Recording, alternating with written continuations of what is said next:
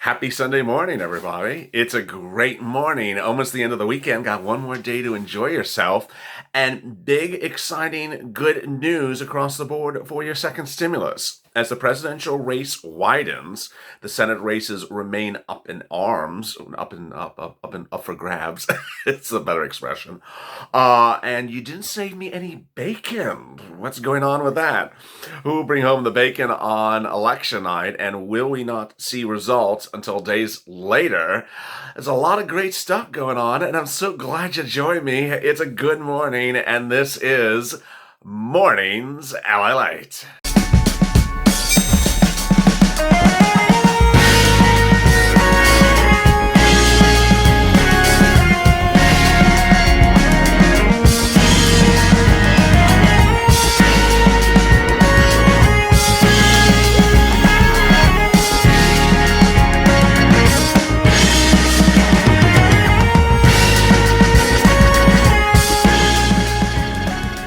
Hey, good morning, everybody. It's Sunday morning. I'm so glad you joined me. I hope you had a good Halloween, whatever you did. And I hope you were fresh, renewed, and ready to start the Sunday. Hope your day is going beautiful. The toast is toasting, the butter's buttering, the coffee's brewing. I'm here, you're here. And the goblins are gone until next year. Well, oh no, they're still the Temple Doom. They're still the Temple Doom. If you are just waking up, well, I really appreciate it. And if you tuned in for early mornings LA, I love that as well.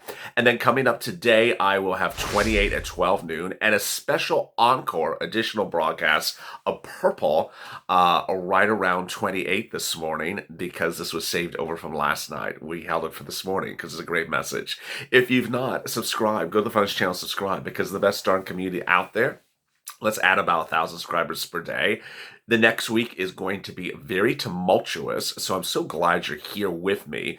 Tell your friends and buddies and neighbors and everyone else to subscribe, because I'm going to keep you up to date by the minute with the Purple focus. Also, like this channel, like this video. In this video, I'm going to be going over a lot of developments. First, the race for the president. Second, the race for the Senate. Third, what that impact is on your stimulus. Fourth, Wall Street, what their impact is on your stimulus. Fifth, what the Federal Reserve could be doing next week for your stimulus. And then I'll be going over messages of what you should expect about stimulus and the chatter, and how you have to sort of filter through what's correct and what's not incorrect. And I expect a lot of fake narratives starting right on Wednesday morning. All right, great day. Let's get to the breaking news. The breaking news is that the races that are up for grabs on election night are just going all over the place. The Senate races are hard to call. The presidential race is apparently easy to call. And now the concern about your stimulus is even getting more confusing. If you did not catch what we broke yesterday in the middle of the day, England has announced its lockdown. The country of England, under Boris Johnson PM's announcement, is going on a lockdown. It's a firm lockdown. It looks like a major lockdown in which you stay in your house unless you have to go out for this. It follows lockdowns for France, and a lockdown from Germany, which is a little bit less restringent, and more other lockdowns feared in the coming days. The number of new COVID cases here in the United States go out of control. 14 states have reached their highest daily numbers.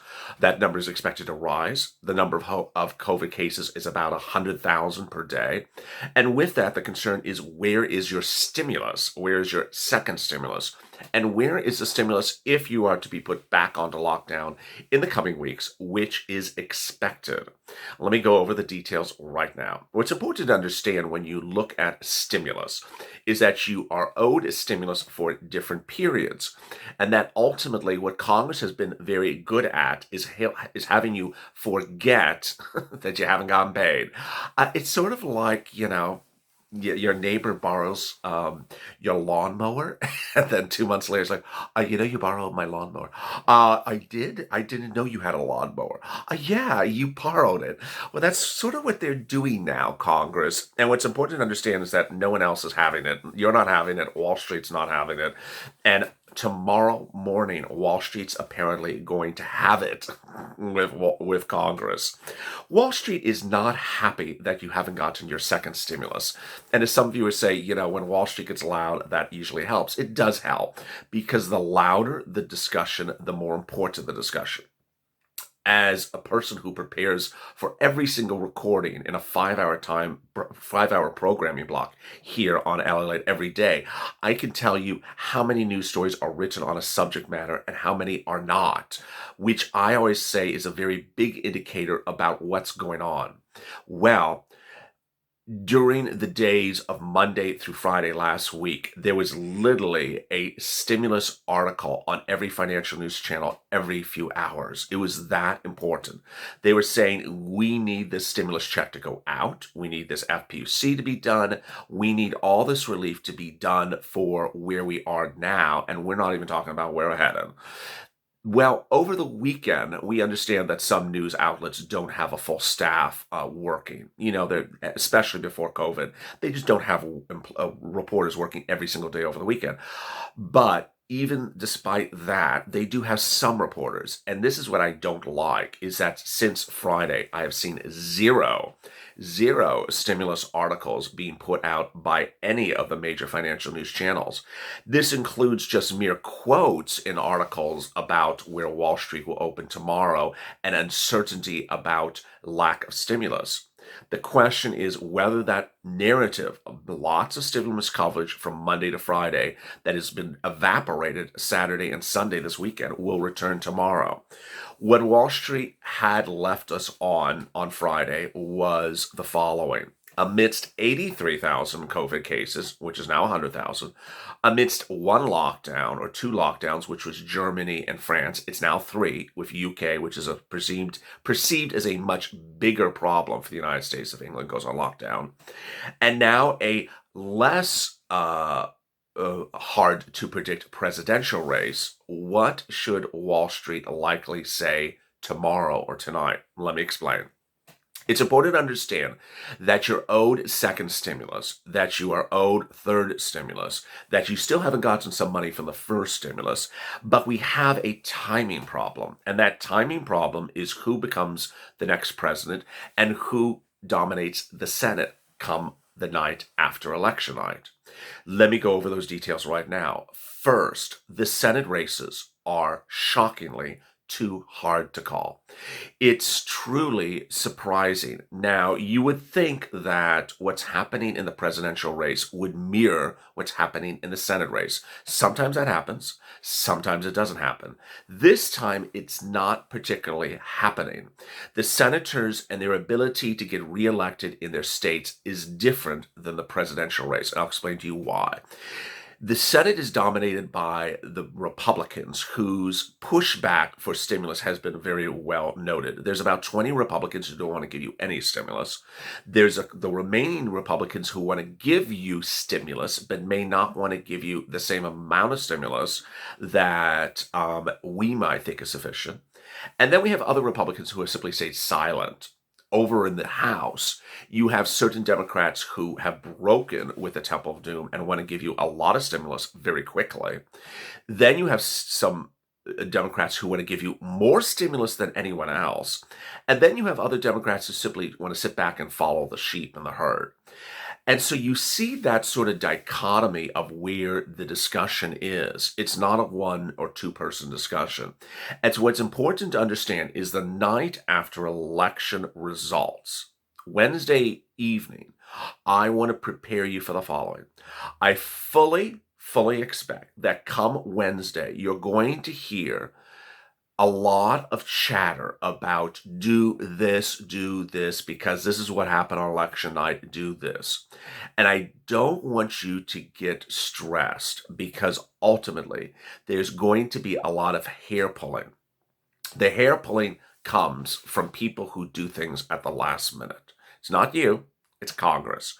Congress has elected to not take care of second stimulus before the election. And we all know that there will be no law for second stimulus before Tuesday night. We all know that. So some congressmen have betted on the presumption that they could get stimulus passed between election night and January's inauguration day. Can they do it? Well, what they're going to do is try to pull on your emotional strings come Wednesday and say, please do it, because ultimately it will get you riled up. It will get you anxious. I don't want you to get anxious, because what these politicians will do is try to get very loud, very boisterous between election night, the day after election night, and January to get their agenda pushed because of what's happening on Tuesday night. Let me explain what is presumed to be happening. A new Wall Street poll today shows that the race between Joe Biden and President Donald Trump, which was a 7-point spread about 2 weeks ago, then an 8-point spread, is now a 10% spread. It says the spread between Joe Biden and President Donald Trump is now 10 points apart. Joe Biden is absolutely dominating the race. Another poll says that Donald Trump is holding in only 2 of the swing states, and that's not a sufficient number to win 270 and get to the presidency.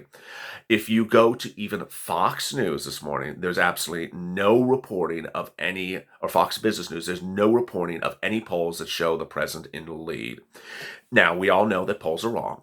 That we all know that polls can be inaccurate. We all know that polls are based upon pools of, 1,000 people called on the phone, and they can be wrong.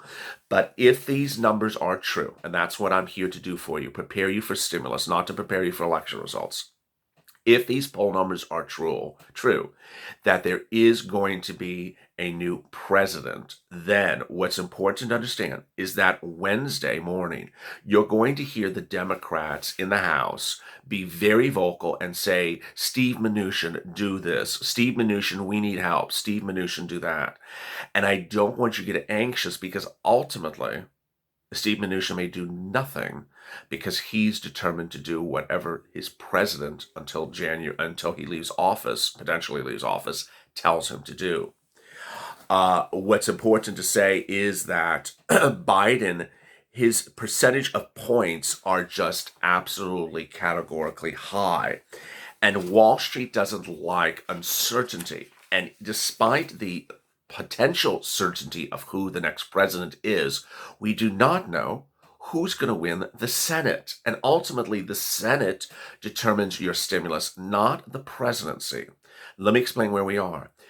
If the presidency falls to Joe Biden, the House remains Democratic, well, then what's going to happen in the Senate? You would certainly normally presume, well, if it's a big sweep, then maybe the Democrats also take the Senate. That could happen. But it could also happen that the Republicans hold off enough and maintain control of the Senate. If that's the case, then you could see impasses similar to the impasses you have now, but more bipartisan, more conciliatory, more agreement negotiations between House and Senate, if the Senate becomes that way. Here is the other concern that I need you to understand about, is I want you to be fully prepared emotionally and personally for Wednesday, because there are widespread reports of cities and counties putting their major landmarks or major thoroughfares on heightened security alert.